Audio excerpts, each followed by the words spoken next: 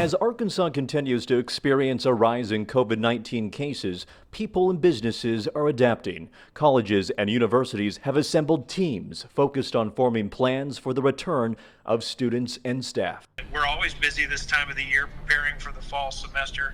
This year, probably busier than ever. The University of Arkansas is among several higher education institutions that's been at the forefront of responding to the pandemic. Working with the state health department and heeding advice from the CDC, the U of A has transformed that traditional style of education, and campus living changed in a matter of days. Our campus made an extraordinary pivot back in March when we went from a traditional in-person teaching and learning model.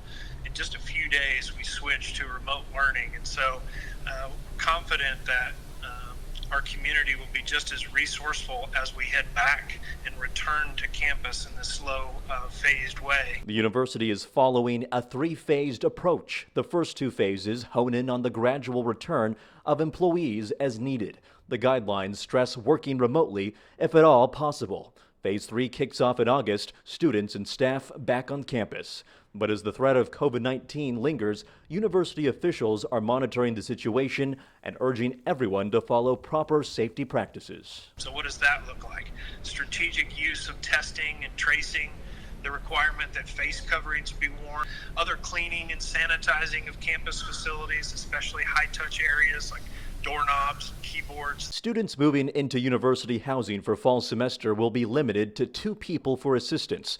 The number of volunteers to help haul personal belongings will also be limited this year.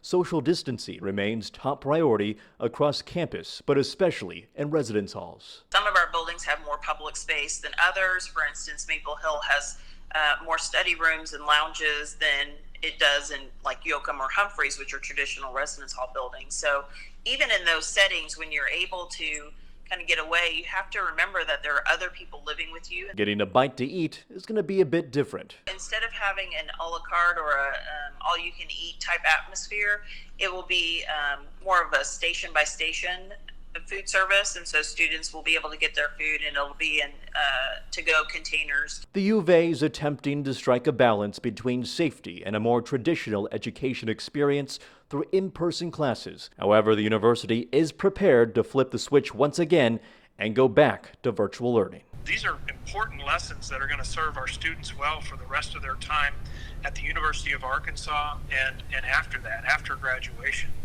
We're definitely determined to continue our mission while supporting the health and safety of all of those around us. Zack, Briggs, Channel 7 News.